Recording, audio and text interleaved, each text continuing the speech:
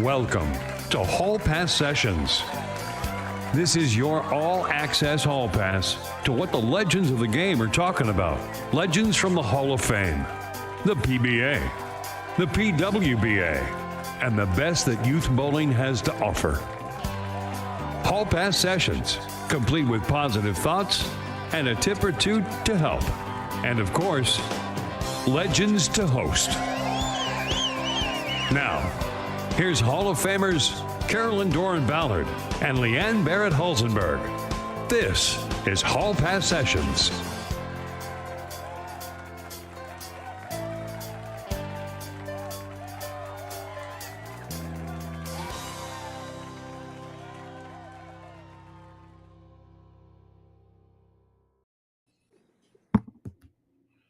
Or just Leanne this week. Carolyn is on vacation.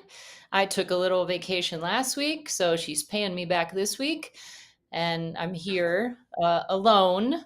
Normally she is our host, but I will be the host this week of Hall Pass. We have a great guest, and he is a Hall of Famer who was recently inducted into the USBC Hall of Fame. Tom Clark is joining me to chat a little bit about bowling. Welcome, Tom Clark. Hello, Leanne. How you doing? Wow, this is pretty disappointing for everybody not to see CDB here. No, she is basking. We'll just talk about her the whole time. She is basking on a beach with her daughter and her sister and her mom and her niece in Hawaii, and they are having a good old time, and she deserves it. So next week we'll be back together, but this week we're going to chat a little bit. I appreciate you joining me, and we try to do our show. If neither one of us can do it, we're going to get a Hall of Fame guest like you. But you were not even like a month ago were inducted into the USBC Hall of Fame. I have one question for you. What do you remember about that night? Wow, I really was overwhelmed. It really meant a lot to me, actually. It was very, very nice. USBC did a great job, and I really just remember having a chance to share it with my family, they never get to come with me because I have a young family. They're not young anymore, but they grew up when I was on the road for so much of it, and so it really was a team effort to do the job that I've been doing, and so to basically be able to finally let it shine on them, and they had a great week. We had a great week in Las Vegas together. That was really my favorite part. But when I was at the USBC, when I worked there back in 2005 through 2008, one job that I had was I was in charge of the Hall of Fame. I was the Hall of Fame liaison. I worked with the committee, put on the Hall of Fame night, and the first Hall of Fame class that I got to induct was pretty stellar and pretty relevant to tonight because it was Leanne Hulsenberg, Carolyn Doran-Ballard, Brian Voss, and Parker Bone. I mean, that was an awesome class, and I got to induct you guys, and Carolyn. That was the first time in my life, actually, and I always remember this. But Carolyn gave me a shout out, during her induction, her speech, and she thanked me. We had been working a lot together and trying to promote bowling, and she gave me a shout out, and I had never experienced anything like that before, so that was really cool too. And speaking of Brian Voss, sorry to once again, and the other thing I did was talk too much, but I this is what I do, so you can't help it. But speaking of Brian Voss, I just ran into him last week at Thunderbolt Lanes, and he's working with a young youth player who goes to Wichita State now, and he has not been bowling for about 6 years, and so I kind of lost track of him. And I love BV. I mean, he's just, everybody does, and so to run into him and catch up, it was really cool. And he says he wants to bowl in the PBA 60 World Series of Bowling, which is in Columbus, Ohio, at Wayne Webb's place. And I think we'll all want to see how he does there and watch him. I mean, he's 66 years old now, but BV, I mean, he looks younger than I do. He looks 40. I mean, Yeah, No, so he does coach. He's been coaching uh the kid from North Carolina, and I'm yeah. at a loss for his name, but really nice family, him and his dad. So I've seen Brian at a couple of our youth tournaments, the SYC, and I almost didn't recognize him the first time. He had like this bucket hat on, and he comes in Yeah, in his flip yeah. flops and everything, but he's the same guy. He's same Brian with his stories and stuff. It would be great to see him on the lanes again. I would love that. I think a Yeah, lot I of people I would. think he'll be out there. He just has to make sure he's healthy enough. He's been getting back into it, and he told me about some of the physical ailments he has, but he thinks he can get through them. And knowing him, I mean, anybody that had a career like that, and like you had, and Carolyn, you never bet against them. Any goal they have, they know how to reach goals. I mean, I think that's the key to being successful in any way is to have kind of a vision, a goal. Well, this is what I want to do, and then work towards it. And you guys know the secrets to that. And so I would assume whatever Brian really wants to do, he will do. I agree. And he's inspired, obviously, working with the kids because every time I go to one of our youth tournaments, I always get inspired to bowl too because the kids are amazing. And that's our topic today. But before we get to youth bowling, one more thing about your Hall of Fame night. I was there. I thought it was a fantastic night. I loved that you and Randy were inducted in the same night because you had a lot of your PBA family was there together for Yeah. probably for both of you, which I thought was pretty special for both of you. So congratulations again on that. And I thought it was a really great night USBC did for you guys. Yeah, thank you very much. That was great. Yeah, yeah. I was just blown away by the number of people that flew in, to Las Vegas to be there. People Yeah, like Charlie Mitchell from Maine, and Janae came from yeah, California, and Kirk and Mary came in, and yeah. from Florida, and so we had so many people. I had guys that I bowl league with here in Milwaukee that actually on their own dime, they flew in and came to that night, and friends from mine from college, and so it really was a special night, and now I know what it feels like, for people that are going into a Hall of Fame, where it can become overwhelming, and you kind of lose your place, and for a minute there, time stands still. And I don't know how it was for you, your night, but or you've gone in two Hall of Fames, and but I just wonder, how people can even stay in their body during that, because it's like you feel Right. your whole life flashing before your eyes, So very Yeah. special. I really appreciate it. Yeah. Yeah, yeah, it was cool.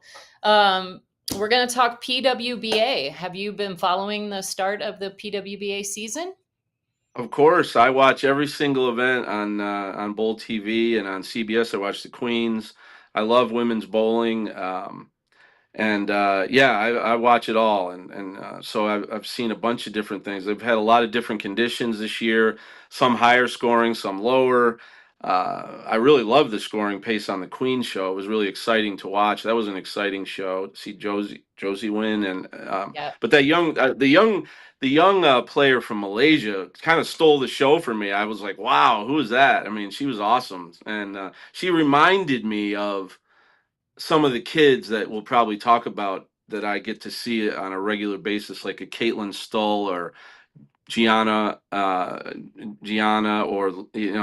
Abby Starkey. I mean, these young girls have get so much speed and revs and power on the ball with these extremely small frames, and right, you go, well, if they can do it now, I mean, if they can throw the ball like that, and they probably weigh 100 pounds. I mean, 100, and if I weigh twice as much as them, maybe I should be able to throw it that, but I can't. And it really makes you marvel at it and makes you want to learn from them, probably even more so than the great male pros, who you just assume they have a certain level of talent or skill that you'll never be able to approach. But when a young kid who's a woman can do that, it really kind of inspires you to figure out how they're doing that.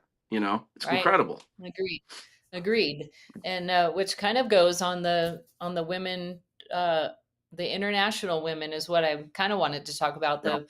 Their this year they have 3 wins, and the U.S. women have 2. So the obviously Yeah. again this year, the international. Last year, Lee Jane Sin dominated with her 4 wins. This year, Wei has 2 back-to-back, and then Shayna had the first win, along with Josie and Stephanie Zavala. But what do you think of the international domination? I mean, that's kind of happening on the ladies tour right now. Yeah, and we've had the same thing, and I think that with the advent of the World Series, um, it completely changed the way you watch and the PBA Tour. And before the World Series, we had three international winners in the history of the PBA in 50 years, and they were Leto and Mika and Mats Carlsen. And after the World Series, we've had now like almost 30, titles. Different international players win titles on the PBA Tour, and of course, some of them like Belmo win all of them. Right. And so at first I thought that it was they finally had an opportunity, and when you have international players who, the only real professional bowling they could follow, even all over the world, and with the advent of YouTube, to really get to know where the best professional bowling is in the US, and then to not really have chances to come over and bowl. I mean, the chances were really difficult to do a 1 week trip or something. But with something like the World Series, or kind of like this Cleveland Series, Summer Series that the PWBA just did, it gives people an opportunity to come into one location for an extended period of time, multiple events, and their mindset changes from being, wow, this is where am I, and I can't believe I'm here, to here's an opportunity for me. And I think in a way it kind of worked adversely against the American players who were not used to that type of format or type of opportunity for other people, and maybe didn't like it at first until they realized we better start to like it and learn how to bowl in these situations, because otherwise these guys are going to take everything, because they're not criticizing anything at all. They just love the Right. opportunity. Yep, having the But chance. now that the game has just continued to grow this way, and you see what's happening in Singapore and Malaysia, and Malaysia always had great players, but Singapore's really come on. Now it's no surprise. It's like no, we had three international winners at the World Series this year. The first three tournaments were all won by and Malaysia, a Singapore Yep, player, and a player from Sweden. And people ask me how surprised I was, and I've just said I'm not surprised at all. I mean, this is what I've come to expect at these right. events, and the game has just grown globally. That's great for a company like Storm. It's great for all of our companies in the United States, because everyone still looks to us, for leadership with equipment and styles of play and lane conditions and things like that. So, but it also should be a wake up call for the American players. Hey, let's start working on our games here and not let this happen anymore. You know. Yeah, and you guys had, what do you have, 40 something countries at the World Series? Yeah, we've had years where we've had about 30. I think this year we had about 24 or 25. Oh, It 24, had it okay. had really gotten to an incredible point before COVID. And then after COVID, it's been a little bit of a mess with international travel, and just becomes more difficult. But now it seems to be everything's back on track. I mean, we even had tons of players coming in from China, and China is actually growing, which is, could be imposing on everybody, because they are really far behind everyone in bowling. But they've got some great leaders there, like Frank Zhao, who's pushing it in China. And so I think you're going to end up seeing a lot of players like that. But they hadn't been able to come for 4 or 5 years. They came, Frank Right. came to the World Series this year. So, yeah, now that everything's kind of back to normal with international travel, I think you'll just see more and more of it. Yeah, I agree. Well, I'm happy to see the PWBA having a lot of success this year. They've got sold out fields, lots of talent, some young girls, and it's fun to watch. Carolyn and I And yet, watch every week, and and yet you still get to watch Kelly Kulick, make shows. And if she amazing, doesn't right? make it, if she doesn't make the show, she's the announcer, so you don't miss out on Kelly. That's great. Right. And so you still have the Tournaments. familiar names out there that are threatening every week, and So Yep. that's kind of the same thing we have, where we have some legends, and then we have people in different generation, then the up and coming kids, and they all have different styles and different approaches to the game. So watching them be able to compete together, and then with these international players that kind of bound together, it's it makes every minute of every tournament interesting, and that's what you want in a pro sport. You want it to be interesting. Yeah, for sure. And Liz Johnson didn't bowl in Cleveland because Liz Johnson is in Las Vegas bowling the Senior Masters. So we'll Seniors, give a yeah, shout out to Liz to say, go get them, Liz, and show those guys. So if anyone yeah. can win the Senior Masters from the women, it would be Liz, right? Like she can win She anything. made a show. So Did you watch last year? She made the show at the Bud Moore's at the Players Championship, a long format tournament. She made the finals. Of course, she was the first woman to ever make a finals in a of PBA course. tour event. And then she won one at a World Series after Kelly won the TOC. And the other woman that I never forget when it comes to embracing the PBA when the PWBA wasn't available for a while is Missy Parkin, Missy Bellander Parkin. Yes. She was the first woman to join the PBA, and I believe she was the first woman to win a regional. And Hmm. she's always extremely competitive against anyone, of course. And those three women, Missy, Liz, and Kelly, really made a strong impact on the PBA. And someday they deserve notice by our Hall of Fame in the PBA as pioneers in the sport. Clara Guerrero also made a show on the PBA tour at the World Hmm. Series in the Cheetah, and she was awesome that week. And this is events where these women completely earned their spot into those shows, never put into the finals or put into an event or anything like that. I mean, totally from first ball to last ball on the same even ground as any of the men, and got there. So that had to be inspirational to a whole new generation of women players. Yeah, and you see that now. A lot of the girls will bowl regionals. We saw a couple of them bowl the men's U.S. Open PTQ, Gianna Brandolino. So I don't think Mhm. the girls are afraid of bowling any tournament, and No, they're no, on the their boys way. are the boys are a little afraid of them. Yeah, yeah. Well, Yeah, I saw a few this week. Gianna won the LBC. She won the Duke last year, yeah, and she yeah. made it on the TV and won the Duke, and that was incredible to watch. And I was at the LBC this weekend. It just kicked off again and started, and Norm was there, and he's awesome as always. And the Duke Trophy is looking good.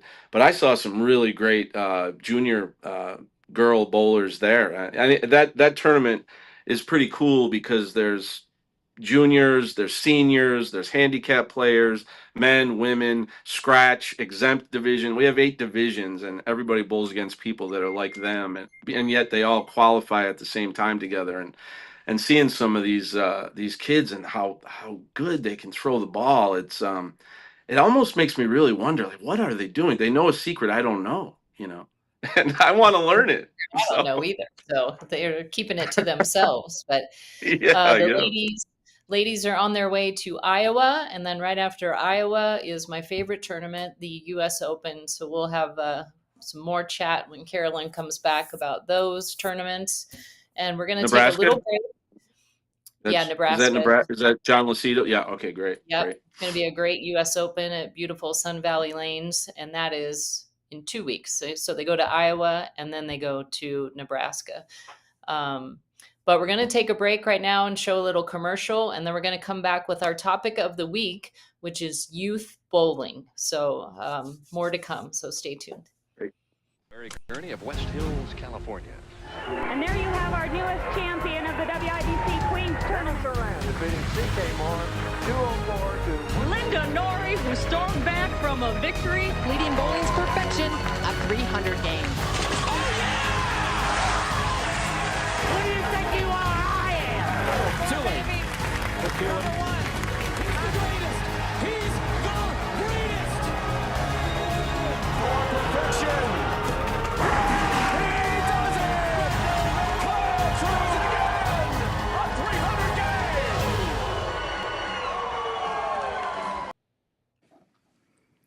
Wow. Like that video. Did you know Storm is celebrating 40 years of being in the bowling industry this year.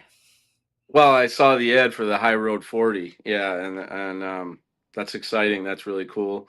Yeah, I've had a long, great relationship with Storm. Of course, love Bill and Barb, and excited about Tyler. Tyler Jensen has always been a guy I've loved talking to. He's an interesting person, and he's got a lot Yeah. of, um, he's got a lot of experience that's unique. So it'll be cool to see what he does.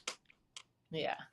Um, so coming up in 2 weeks, I think, let's see, is the Yeah. first ever PBA Junior World Series of Bowling, which is sold out, which is amazing. And that is in Chicago, right? Chicago area, Yep, Mount Prospect, Bolero Illinois. Mount Prospect, which used to be a Brunswick Center. It's where we have the LBC, and I was just there, and it's really a really very nice center, beautiful and great location, and it's I'm really proud of our PBA Junior program and taking this step to have its own World Series. We didn't it sold out really fast because people love the opportunity and the format of it, but. It doesn't really have that international flavor that we were hoping for because there just happened to be a World Cup, Junior World Cup going on at the same time and internationally. But I think in the future you'll see a ton of kids coming over from all over the world to bowl in PBA Junior World Series. So I'm really excited to go down there to Chicago and watch that event. And yeah, these kids are incredible. It's they're the thing that blows me away more than anything is their focus, their ability to focus, and their ability to have a strong mental game. Because I know when I was a kid, I sure didn't feel the way these kids seem to feel out there. I mean, I don't know, and they seem to have been taught very well about how to keep their cool and let bad shots go and don't get ahead of themselves and stay in the moment. And these are things that you're not supposed to know at that age, you know, and they seem to know it. So it's and then of course you see the most of the boys now are throwing two-handed. So you're watching a game that you're not even used to seeing so many people in a field bowling with that style. But there's still plenty of great players one-handed, and now there's more and more girls bowling two-handed. I saw a couple of them this weekend, and two-handed girl won our PBA Junior National Championship this year in Reno. Um, and so you're going to see that taken off too, which changes the shot fast. It's going to make transitions different for these players. They get a look at three different patterns at this tournament, or four different patterns at this tournament, and it's kind of like an SYC. The SYCs are fantastic. Obviously, you guys run them and you do a great job, and I like how you have like a short pattern, a long pattern, combine them. It's similar, to a World Series format, and the kids are used to that, and they learn so much from that. Yeah, I agree. And Mike Sledge just sent me the roster of the World PBA Junior World Series, and you've got all the talent in the world in the U.S., but all the talent is bowling. I don't think you're missing too many kids bowling in that tournament. So I'm excited to see who comes out as the champions, and I look forward to it. Many of them are bowling the World Series and then going to our Super Slam in Delaware, which starts the very next day. So they're going to have some of them will have a big action-packed week of youth bowling. So the actual topic that I kind of wanted to talk about was these youth superstars. So Storm started the SYC in 2017, and there were two very dominant players. So we started with 2 events, and then we went to 4 Yeah. events, and then we went to 6, and then we went to 8. In those first 4 years, Spencer Robarge was by far the most dominant player, boy or girl. And then shortly after that, Jillian Martin was very dominant. And those two, I'm not even sure you could say who was the runner up most. I mean, those 2 players were hands down, well above the talent level of everyone else. And Yeah. then, they got older and more kids came along, and the SYC expanded, and we had 8 events a year, and we saw many, many kids. And then about halfway through SYC time, PBA Jr. started. And then you guys had all these great events. And these kids have come out of the woodwork with talent. I mean, they are, and Yeah.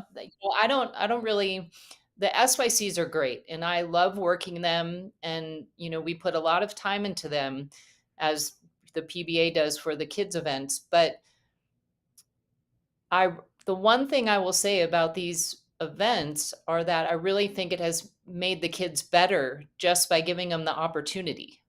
Like, I don't know that junior gold doesn't really make a kid better. And I'm not saying anything bad about junior gold, but it's one event that is the hardest event in the world to win. It's, a shorter day and more people and travel and all that. But I really think the SYCs and the PBA Junior have made these kids so much better. And there's not just Spencer and Jillian anymore. There are dozens of talented kids who will be your next superstar on the PBA and PWBA in my mind. And I watch them and I try to figure out who's going to turn out, like who's going to be that superstar that's going to win titles and be Jillian.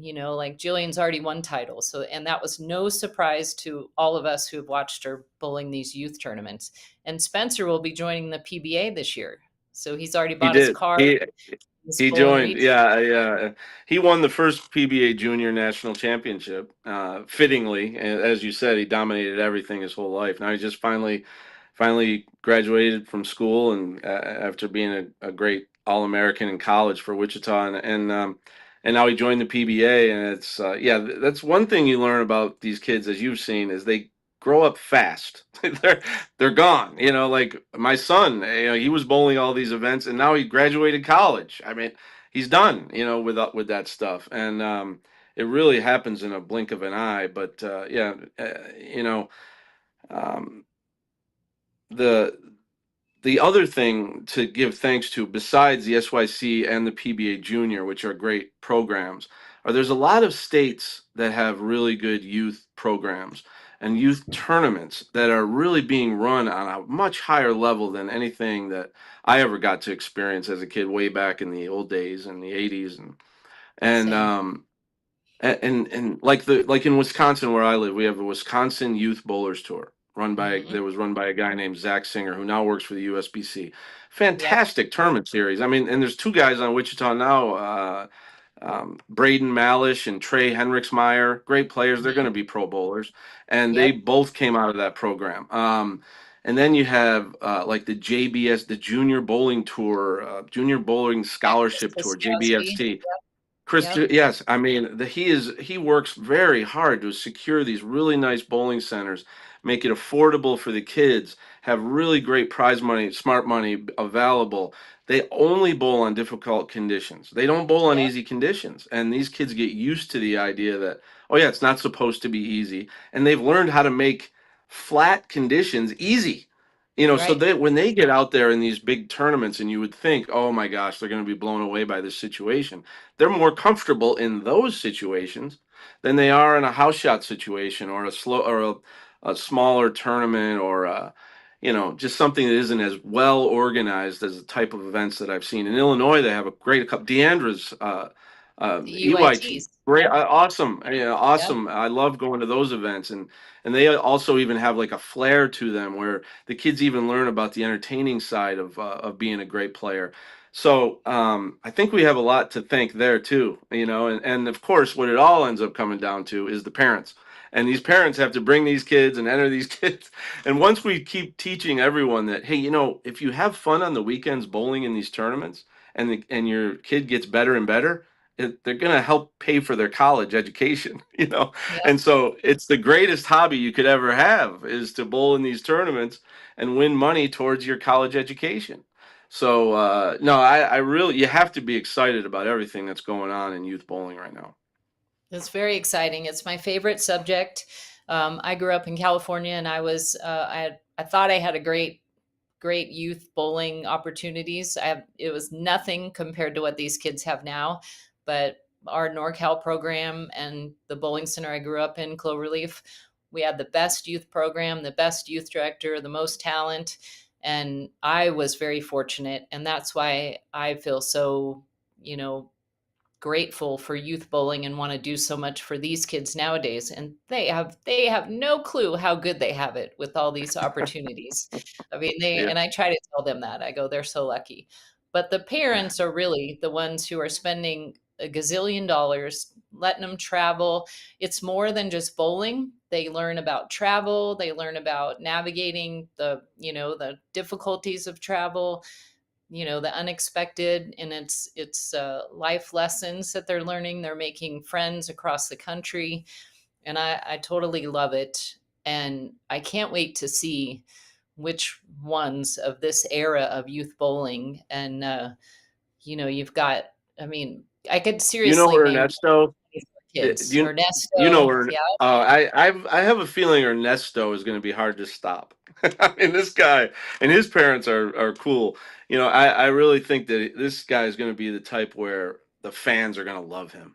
And he's been on I our show 2 years in a row now, and he's fun to watch. And he's a good basketball player. He's just a cool kid, and that's what you want. I mean, and when you have kids that other people want to be like, yep, now they want to bowl like them, and they want to be in the same tournaments as them. And inspirational figures can come at all ages, and inspirational figures are really the key to any sport growing. And so, like you're saying, we're loaded for years with with a lot of these we kids. are. This Caitlin This Stoll, I just love to watch her bowl. I just love it. I mean, I can't believe how awesome she is. And her friend Abby, who lives around here, I mean, God, she's mhm, bowled everything for every weekend for years and yep. has so much experience, and yet she looks at every event like it's the first one she's bowling, And what and about I'm blown away. out, out west? You've got Avery Dumigan and Caitlin Abigania, two Oh yeah, two yeah, oh girls yeah, who, yeah.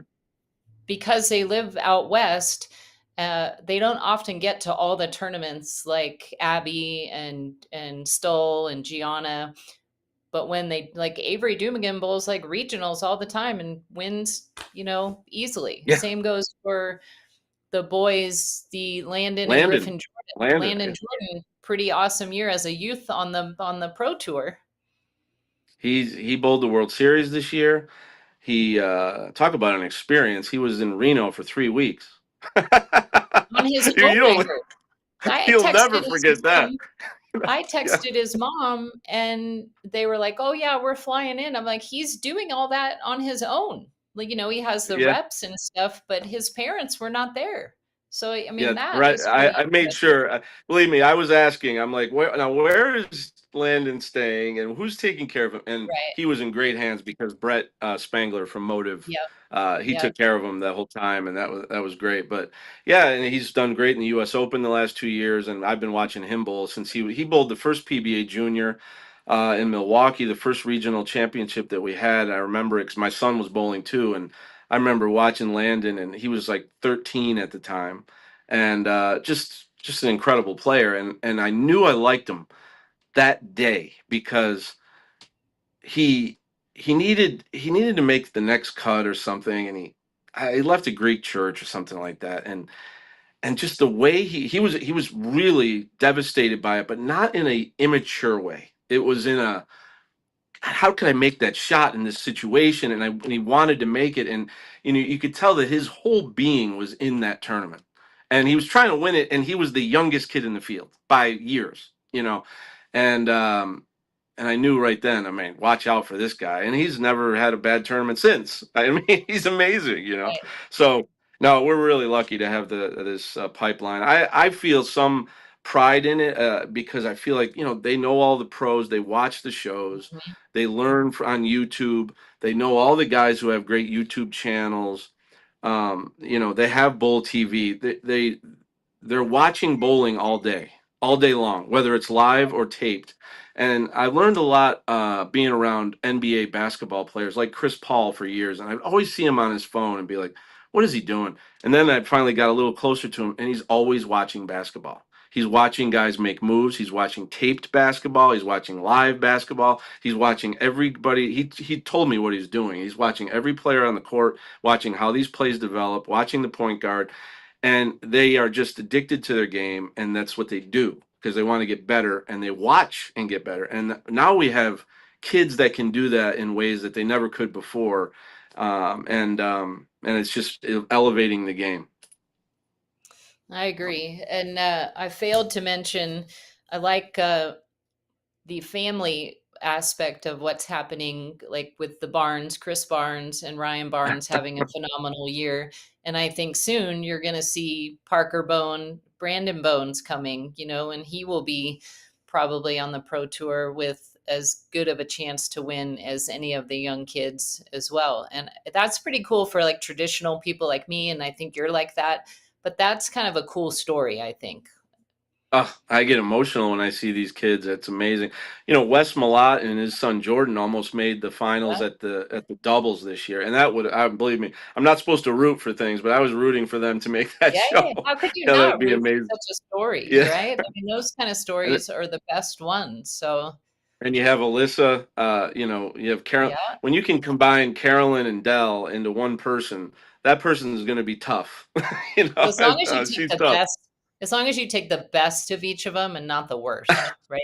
I know Dell's watching, so right, Dell, like but no, and it was fun watching Carolyn and Alyssa Bowl on the PBA show with the Yeah. families and stuff. Also cool. So, Yeah, well, man, that was a fun series we did, and Tom Smallwood's son, really cool kid. He can do anything with a ball, and uh, Ronnie Russell's son is a very good Canadian bowler.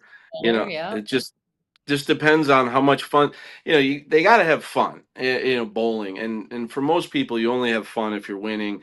But you got to enjoy it and to really bowl enough to be successful on this level against the type of people we're talking about. It's not only, I mean, if we talk about how great it is and how fun it is and the possibilities that these kids have, but you got to remember it's hard. It's very, very difficult, and you're gonna take loss, and especially these types of kids who kind of have a target on them to start because that's Chris Barnes' son, or that's Tom Clark's son, or that's Carolyn Doran's daughter. Well, they're not helping them bowl. And when they're out there on the lanes, it's all them, and they have that added pressure, and yet they really, the ones that just really love it and stick with it and continue to learn, will be really just unstoppable.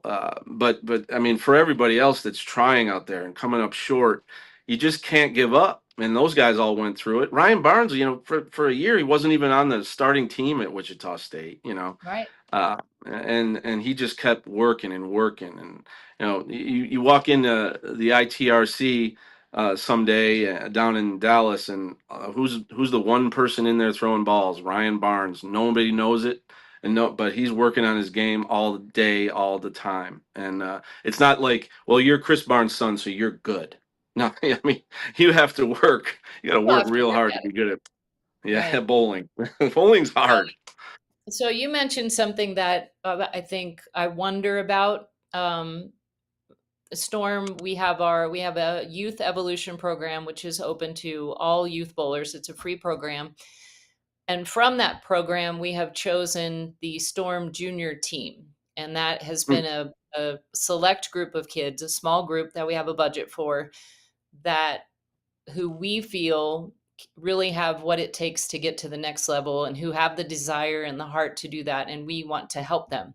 And you also have PBA Junior ambassadors. So these kids have been chosen to represent youth bowling, represent, the organizations, PBA and Storm. Motive also has the Jordan brothers and Gianna Brandolino and a few other kids. And Brunswick and Hammer have representatives in the youth stage, right? I mean, and I often wonder because we deal with a lot of kids and they all want to be that person and they look up to these other kids. Do you feel like it's too much pressure for some of these kids to be, you know, highlighted or celebrated? Or do you feel like they have enough confidence and swagger and inner heart that they can deal with that, and like you said, deal with the the highs and the lows, because you can't win every tournament. And when they're Yep. talked about the way they are, and it's in a good way. Like I love talking about the kids, but I often wonder if it puts pressure on them and if it's too young to have that much pressure. What do you think? Yeah. Well, we talked a little bit about how much more mature most of these kids seem to be, and able to handle that kind of pressure. But also, and for the most part, I'm sure you do the same thing. But we make sure and talk to the kid, talk to their parents, make sure, are you comfortable with this kind of a stigma on you, or Yep. a spotlight on you, and I think almost all of them are, because a part of them understands the importance the role that they play in helping grow the game, I even at agree. this young age, Mhm. and it's not like they're getting paid millions of dollars to do it. Right. It's Right. really just because they understand it's important for the game, and their parents are involved, and they see it, and so, I really haven't seen where that level of pressure has impacted someone negatively. And they seem to be the types of kids that we would ever choose are the types that we've noticed, yeah, they've lost before, and they're mad for a second, and they get over it quick. You Right. know, and I'm proud of a lot of the PBA guys that are good at that. Like EJ Tackett is he's the number one player right now, but he's a perfect example. I mean, he gets disappointed. You see it. He's down. He goes into the paddock. Who knows what he's doing in there? That's his own time. But within 5 minutes, he's out.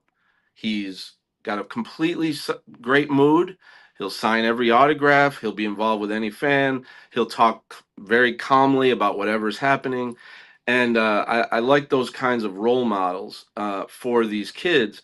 But these kids are already there. Some of them are more mature than the greatest pros who've been out there for 20 years. And they just, I don't know what it is. I mean, I haven't seen them really hurt. Now, I've seen other kids involved with youth bowling, get extremely down, walk off on their own. You don't see them again. You wonder if they'll ever bowl again. Some of them walk away for a while, and they've kind of been taught that, I think, by some of their coaches. You get away from the game for a while, come Mhm. back. You know, um, so there is a lot of it's a very emotional game, and so you're very smart to worry or be concerned that too much pressure on a young player, could impact them in a negative way towards their growth. And that's why you got to make really good choices in who those people are. But yeah, I've seen many kids where you go, oh, we got to keep this kid in the game. We got to Mhm. cheer them up somehow, and make sure they know, no, you're a great bowler. You're not supposed. It's not supposed to be easy. It's Right. hard. It's very difficult, and pick out the things that you thought you did well. Pick out the things that you wish you had done like someone else did, and then just work on those things. And that's what sports and life is all about.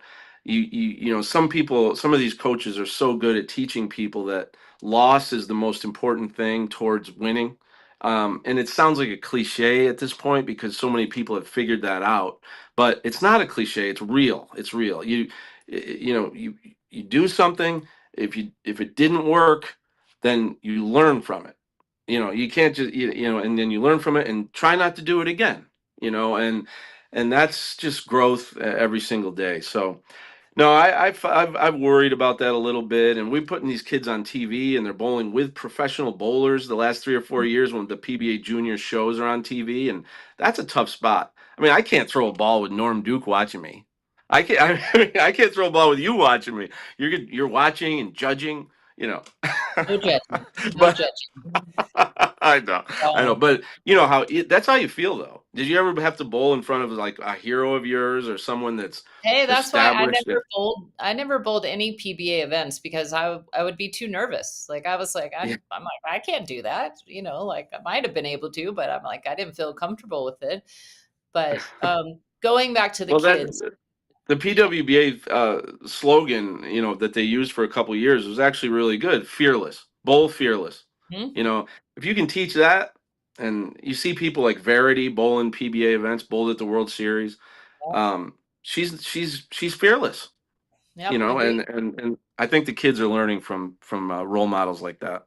I do. I do see a lot of fearless kids out there. Like they're just having a good time doing what they love. And I do worry, and I just want people to know that, we work a lot with the youth, and I do worry about them, but we do talk to them a lot, and they know that they aren't really chosen as a representative based on their ability. I mean, their natural ability, yes, because they love bowling, but it's not based on their wins or their losses. It's based on their love of bowling and how much they enjoy it and can showcase the things that bowling has given them, and and what makes them happy, and that's when I feel like we are doing the right thing by supporting the youth bowling so much. I talk to kids at every tournament, and and more importantly the kids who might be struggling during that tournament, and let them know that it's not the end all. I mean, they're going to lose way more than they're going to win, right? I mean, that's just natural. Your career, I bowled think, 1,000 tournaments and didn't win 1% of them. So yeah, yeah, you learn from that. Like, I was looking at Brian Voss's stats, and I think he won 26 titles, but he's bowled in about 600 of them. I mean, so does right, that mean he's a loser? He lost to right, 550 tournaments. I mean, right. that's, but, it reminded me of Brady. What's Brady's last name? The Storm, Done it. Yep. yeah, Brady McDonough. Now, that kid is fun to watch, and he loves bowling Yes. clearly, and he's a smart Yep. kid. But I remember this year at the Beat the Champ in Chicago, the Hmm. Storm, yeah, Shot Gary was 300. there. Well, yeah, but the game before that, I think he had five straight. I think he started with about 48 in the fifth frame. I He mean, did. it was like, oh my gosh, these kids are all, there's this huge crowd, and Kyle Troop is here, and he's bowling, and Brady's bowling, and he didn't have a mark for like 5 or 6 frames. And you go, oh man, is he going to be beaten down? You think about it. Right. Next game, 300. I No mean, and you problem. go, no, this kid will never be beaten down. He's like, I'm going to get after it, and he's an amazing guy. He's another one I bet you Yeah. he's practicing right now. He might be There are practicing at this second. They're endless, and we keep seeing them. Like you said, we keep seeing the U12 division, and girls and boys. And I love youth bowling, and I think the future is bright. I really, really can't wait to see some of these kids in 4 years. They're going into college. They're coming out of college. They're going to hit the pro tour, a small portion of them, and someone's going to be your next Belmo and your next EJ Tackett and your next Well, Shannon O'Keefe and yeah, Verity, this and then kid. they're going to How win about the this? whole. How about this kid Ethan Fiore? I mean, he's only 20 years old now, and he already won a major championship. So Yeah. How about he Ethan and skipped the. Ryan? Like, what a year. These two young children just had a career year in their first year. So, I mean, if that doesn't inspire these other kids, I don't know what will, but I love it. And I know you guys do too, because you support youth bowling as much as we do. And I can't wait to see who wins the World Series of Bowling. You've got No, some awesome boys and girls, and I look forward to it. Tom, thank you for spending some time with me and filling in for CDB. thank you. I hope she's having fun in Hawaii, right? She's in Hawaii, so I'm And she's guessing she's in having fun. Hawaii. Yeah, She's yeah. having a cold one, probably. Yeah, boy, she's been a really special figure for me, in my whole career in bowling, and always been someone I can talk to and get straight answers about what's going on at all levels of the game. And that's somebody with the type of boundless energy towards using bowling to have a better life, and so she's a perfect role model for all these players. I wish I these kids are so young. I mean, they're born in agree. 2006 or 7 or something, so they missed, those couple years where Carolyn was unbeatable, Yep. on the PWBA, and Yep. but she still continues to show the same level of fight and intensity, and not everybody has to be that way, but that way is pretty cool. I like that way personally. This is And Carolyn. so, She does the double fisted. This is oh her. yeah, That's a perfect picture of her bowling, is yeah, winning and doing the yes, yes, baby. yeah, No one that's has it. more passion than CDB, that's for sure. So, That's for yeah. sure. Well, thank you, sir. Next week, Carolyn and I will be back. And our topic is hot topics. We got a couple fun things to talk about in the bowling world. We'll recap the PWBA and chat about what's happening in bowling. And we hope you guys tune in next week. Thanks to Tom for joining me, and we'll see you all next week. Bye-bye.